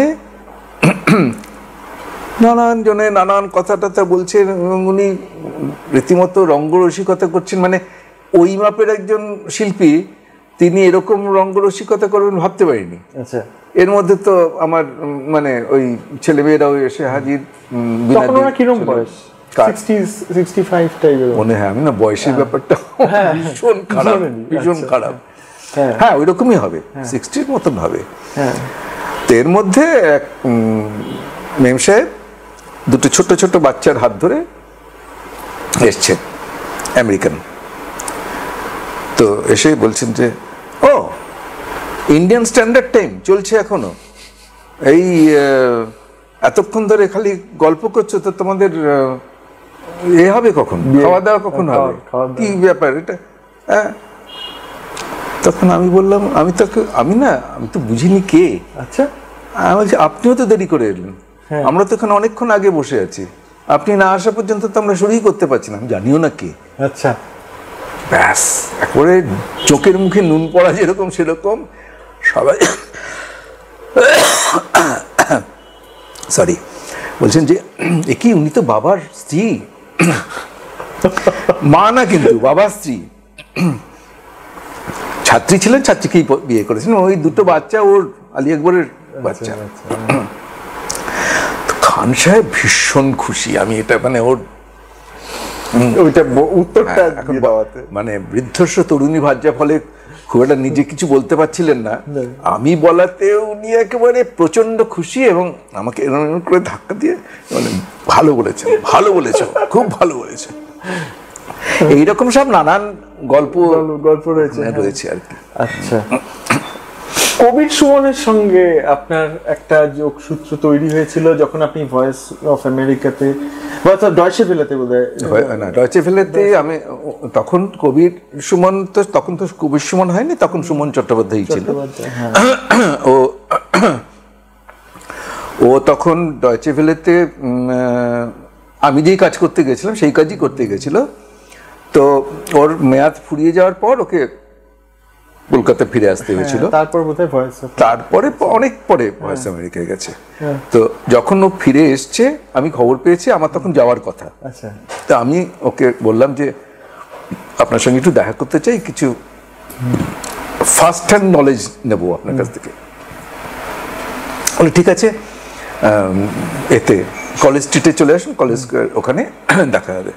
গেলাম, আমি আর আমার স্ত্রী গেছিলাম, ওরা এক বন্ধুকে নিয়ে। আমাদের মধ্যে কে কবি, কে সুমন বলুন তো? তা আমি বলেছি অবভিয়াসলি আপনি, কারণ প্রথমত আমাদের যে আমরা কলকাতায় যারা থাকি তাদের মধ্যে একটা কালি কালি ভাব পড়ে মুখে চোখে, আপনার মুখের মধ্যে একটা বেশ চকচকে ভাব আছে, যেটা বেশ কিছুদিন ইউরোপে ছিলেন বলে, জার্মানিতে ছিলেন বলে ও গুড অবজারভেশন, এমন এইটুকু আছে। তারপরে তো আমাদের খুব ভালো অনেক গল্প টল্প করলাম, মোটামুটি কি ধরনের ওখানে জীবনযাত্রা সব জানলাম টানলাম। ওই একবারই দেখা হয়েছিল, তারপরে অনেকদিন পরে আমি যখন ডয়চে ভেলেতে, তারপরে উনি ও গেল এতে ভয়েস অফ আমেরিকা, যখন আবার আমি কলকাতায় ফিরে এসে আবার আনন্দবাজারে 2 বছর কাজ করলাম, তারপরে আমেরিকায় গেলাম, তখন ও আমেরিকায়।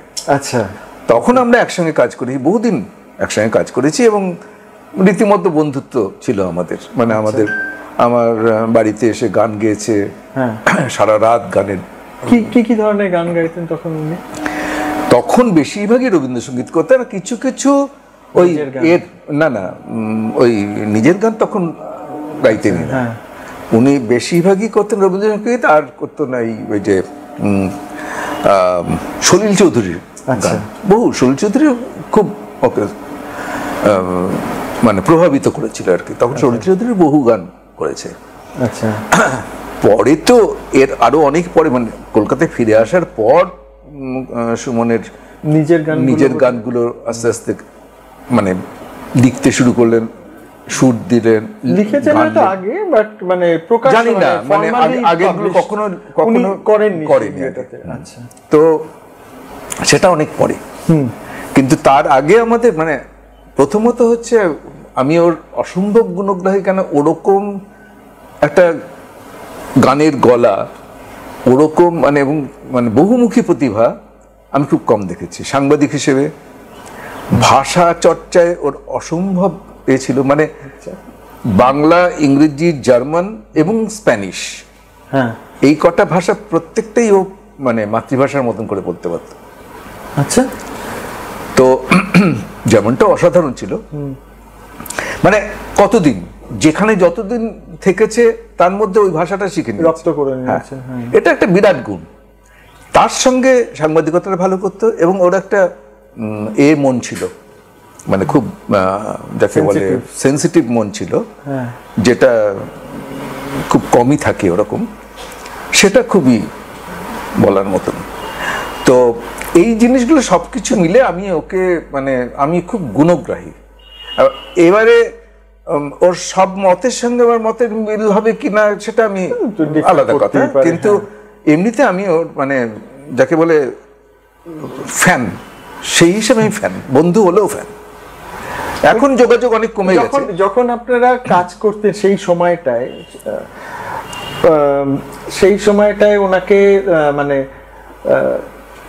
ধরুন সেই সময় থেকে উনি আপনাদের মধ্যে একটা উনি যে গানটা করেন খুব ভালো, সেই ব্যাপারটা গানটা খুব ভালো প্রথম থেকে উনি যে শিল্পী সেটা বুঝতে না না না, সেটা তো জানতাম, ওটা করেছি। আমি বললাম তো আমাদের বাড়িতে সারা রাত গানের করেছে, অনুষ্ঠান করেছে। হ্যাঁ, সাংবাদিক হিসেবে আপনি খুব ভালো বললেন। কেন বললেন এটা? কেন মনে সাংবাদিকতা ভালো করেছে? হ্যাঁ, খুবই ভালো করেছে। হ্যাঁ, মানে আমি সেটাই বলছি, মানে কি কোয়ালিটিস আপনি দেখতে। এই তো বললাম তো, মানে সাংবাদিক হিসেবে ওর লেখা এবং বলা।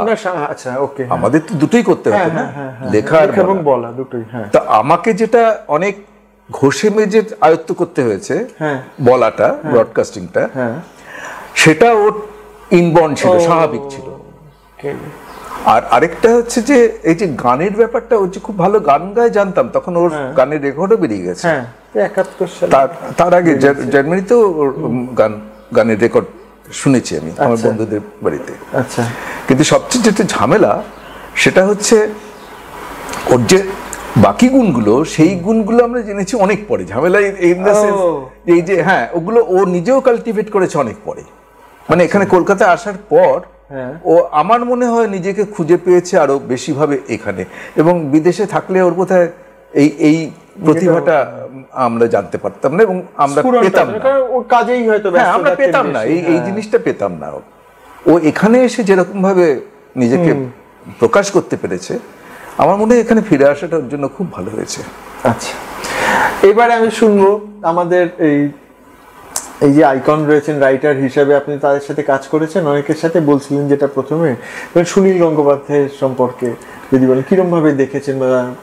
দেখো, এদের আমি কাজ করতে করতে দেখা, আর আরেকজন দূর থেকে দেখা, এটা শিবরাম চক্রবর্তী একটা খুব বিখ্যাত। আমরা একবার শিবরাম চক্রবর্তীর সঙ্গে দেখা করতে গেছিলাম, তখন ওই স্টুডেন্ট। আচ্ছা, শিবরাম চক্রবর্তীর সেই মুক্তারাম বাবু স্ট্রিটে তক্তারামে বসে উনি মেসে থাকতেন, সারা দেওয়ালে নাকি লেখা থাকতো, এগুলো দেখেছেন? হ্যাঁ, ওটা তো ওর লেখা থাকতো, মানে উনি কাগজে ভুলে যেতেন কোথায় রেখেছেন, দেয়ালে লিখে রাখতেন কার সঙ্গে কোন দিন কথা হলো, ফোন নাম্বার। হ্যাঁ, সেটা কি সারা 4টে দেয়ালেই ভরা? এটাই কি মানে আমি যতটা দেখেছি, সেটা যতটা দেখেছি, এখন সবকটা তো আর তার মধ্যে কোনোটি রিপিটেশন ছিল কিনা বা ছিল কিনা, মানে ওটা খুব মজা লেগেছিল। আচ্ছা, তো উনি বললেন যে আমার সঙ্গে দেখা করতে এসেছেন কেন? ওর খুব মুখটা খুব করুণ ছিল, মানে এত হাসির গল্প লিখেছেন, কিন্তু মানে কথায় হাসি ছিল না, কথা বলতেন খুব গম্ভীর ভাবে এবং খুব করুণ মুখে। বললেন যে আমার সঙ্গে দেখা করতে এসছো কেন? দেখা করতে যাবে, তোমাদের অল্প বয়স, তোমরা মেয়েদের সঙ্গে দেখা করবে? আমি একটা বুড়ো হাবড়া একটা লেখক, আমার সঙ্গে দেখা করে তোমাদের কি হবে? তো এখন এই যে এটাও মানে বলেই ধরে নিলেন আর কি, ভীষণ মজার লেগেছে এটা ব্যাপারটা। যাই হোক, মানে এখন এই যে এটার মধ্যেও যে মজাটা রয়েছে, এটা কিন্তু একটা আসল কথাটা কিন্তু উনি ধরেছেন, যে আমরা যদি কাউকে, কোনো লেখককে তার লেখার ভেতর দিয়েই, যেমন আমি বললাম সুমনের কথা, সুমনকে আজকে আরো অনেকজন অনেক রকম ভাবে দেখে, তার সমালোচনা করে বা প্রশংসা করে, নিন্দা করে। আমি মনে করবো যে তার গুণটা দিয়েই তাকে বিচার করা উচিত, যে কোনো তার যে প্রতিভাটা, সেটাই তো আমাদের কাছে পাওনা। সবচেয়ে বড় কথা তো সেটাই। কোনো লেখক, কোনো শিল্পী, তার ব্যক্তিগত জীবন কি, তা দিয়ে আমাদের কি হবে করাটা, সেটা অকারণ একটা, মানে যাকে বলে ওই সব দেশেরই সেটা আছে, বাঙালির নাম, বাঙালির নামটা বড় নিন্দা পরচর্চা সাহেবরাও খুব করে, খুবই করতে ভালোবাসে। তা আমার মনে হয় যে আমি সুনীলদাকে যেরকম দেখেছি, সুনীলদা অসম্ভব ভালো গল্প লিখতেন, অসম্ভব, সেটা সবাই জানে।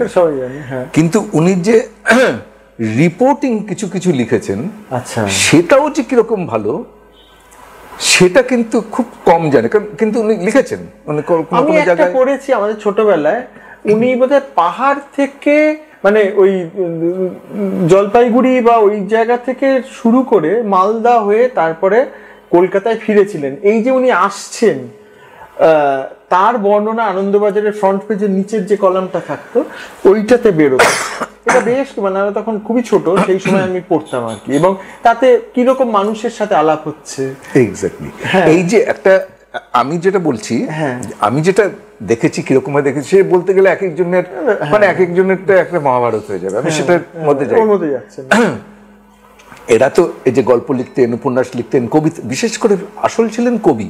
আচ্ছা, সুনীল দা সবসময় নিজেকে কবি বলে পরিচয় দিতেই ভালোবাসতেন। আচ্ছা, হ্যাঁ, যে নীরা বলে যে উচ্চারণটা করতেন, হ্যাঁ, নীরাটা তার একটা ইলিউশন বা ইলিউশন বলবো না, একটা মায়া, মায়া একটা, হ্যাঁ, মায়া মানবী, রাইট।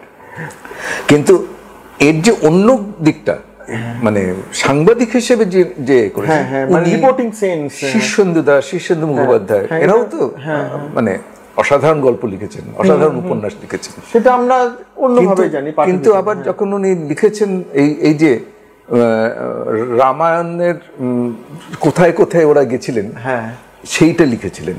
আচ্ছা, আনন্দবাজারে কোথায় কোথায় গেছেন, সেইটা লিখতে গিয়ে যে নানান জায়গা যে ঘুরেছেন, সেখানকার যে বর্ণনা দিয়েছেন, কোথায় কোথায়, এই জিনিসগুলো কিন্তু আমার মনে আলাদা রকমের পাওনা।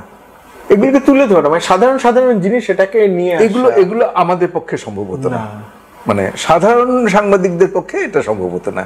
এটা আনন্দবাজারকে আমি বিরাট সাধুবাদ দিই এই জন্য যে কাকে দিয়ে কি করানো যায় বা যায় না, আমাদের দিয়ে ওই কাজ করাবেন না, আমাদের দিয়ে পাতি রিপোর্টিং, কিন্তু রিপোর্টিংটাকে সাহিত্য স্তরে তুলে নিয়ে যেত বোধহয় এরা, কিন্তু সেটা আবার অনেকের মানে ভাল লাগতো না, ন্যাচারালি। ও আচ্ছা, না সেটা, কারণ রিপোর্টিং আর সাহিত্য দুটো আলাদা রাখাই ভালো, কিন্তু এদের দিয়ে ওরকমই করানো হতো। তার জন্য আনন্দবাজারের কিন্তু একটা নাম হয়েছিল।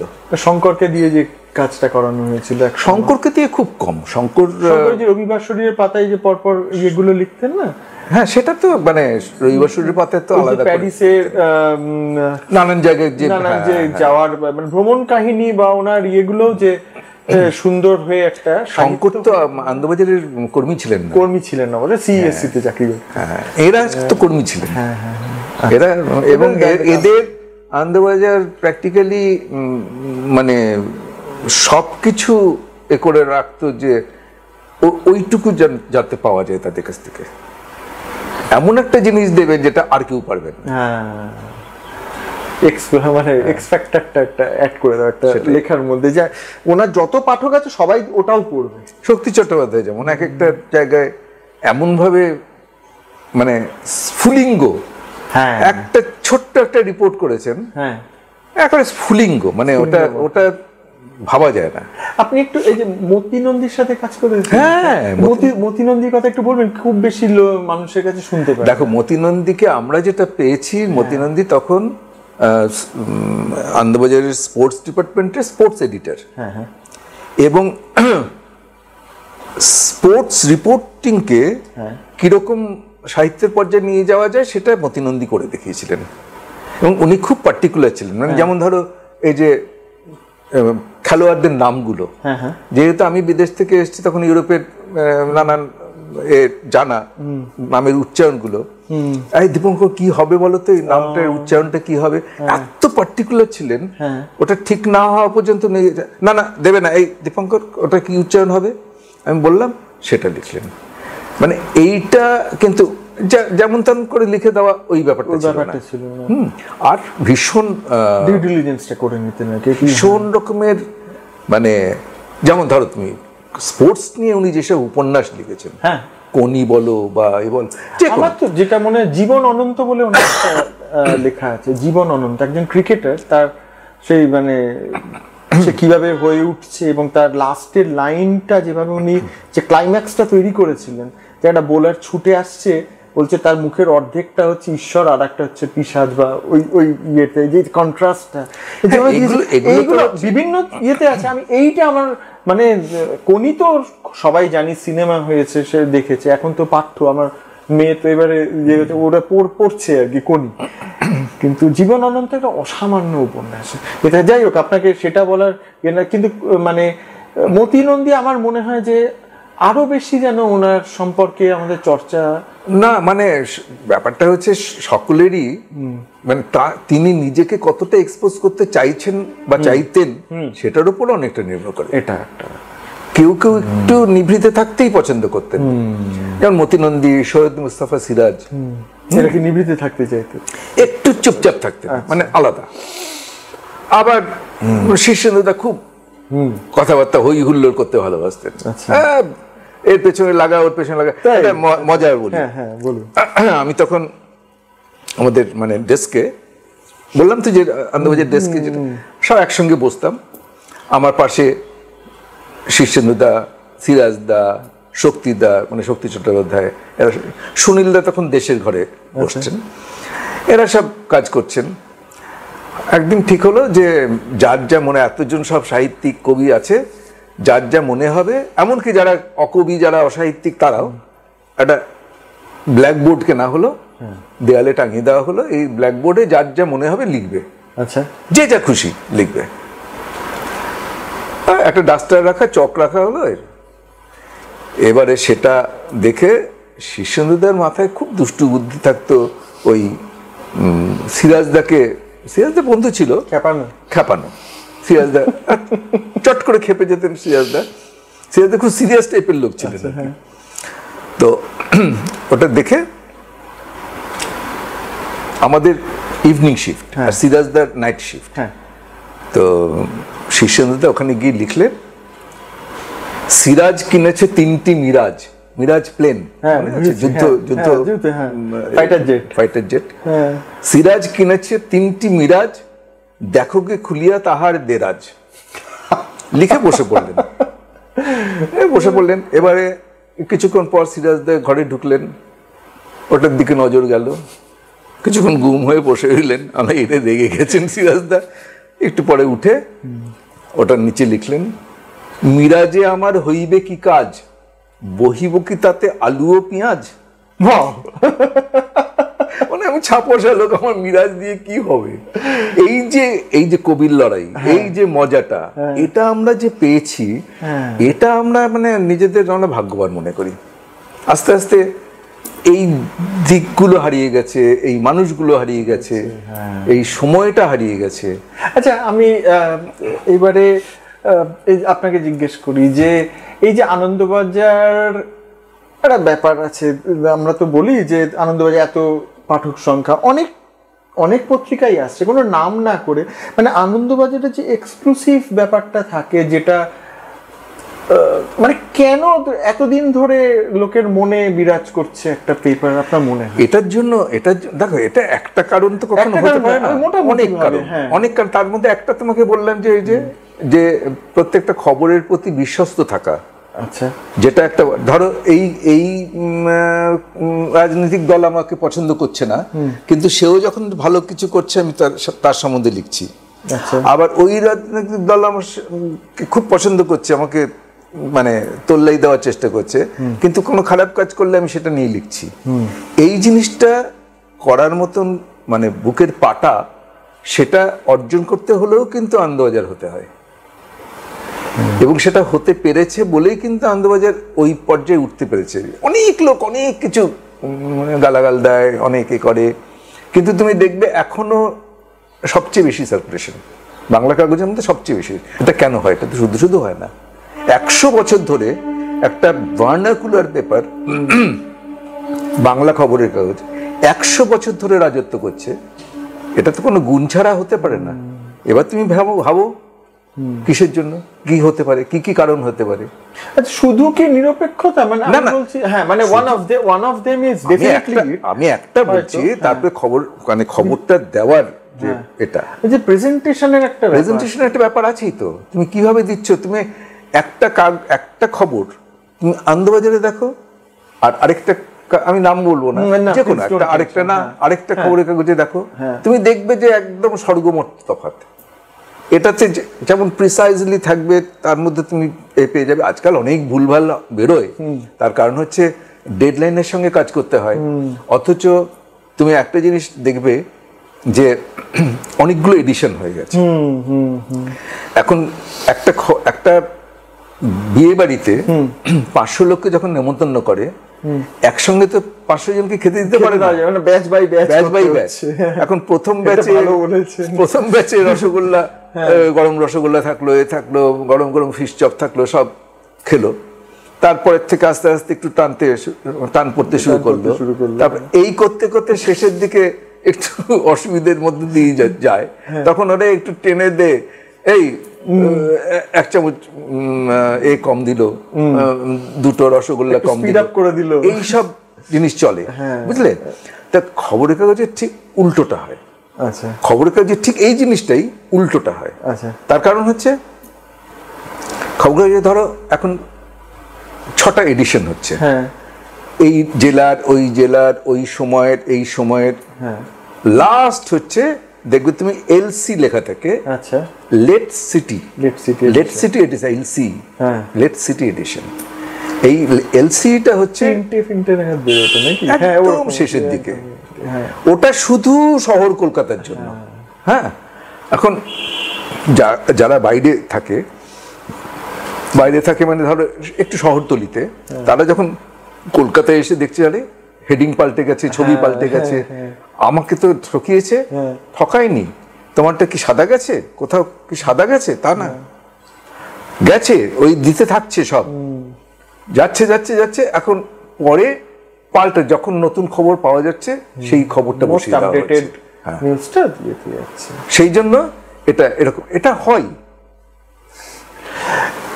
খুব ভাল লাগছে দীপঙ্কর দার সাথে এইভাবে আলোচনা, এটা রোজ দিন তো আর হয় না। হ্যাঁ, আমাদের মধ্যে মাঝে মাঝে এই কথোপকথন তো চলেই। আর আপনি সুস্থ থাকুন। দর্শকদের জন্য বলছি, দেখুন উনি আমাদের তো এতক্ষণ সময় দিলেন, ওনার একটা বড় অপারেশন হয়েছে, আমি ভাবিনি যে এইভাবে ওনাকে আজকে পেয়ে যাব। আর উনি খুব কোঅপারেট করে আমাদের সময় সুযোগ করে দিলেন। অনেক দিন ধরে কথাবার্তা হচ্ছিল এবং ঝটিকা সফরে হয়েছে আমাদের টোটাল ইন্টারভিউটা। আপনাকে অনেক ধন্যবাদ দীপঙ্কর দা, খুব সুস্থভাবে আপনি। তোমাকেও ধন্যবাদ, আমাকে এত কিছু কথা বলে, আমি তো কথা বলতে ভালোবাসি, হ্যাঁ, এত কথা বলার সুযোগ দিলে। তবে সত্যি কথাই আমার একটা এই স্পাইনাল সার্জারি হয়েছে, মানে মেরুদণ্ড হয়ে গেছিল, ওই স্লিপ ডিস্ক হয়েছিল।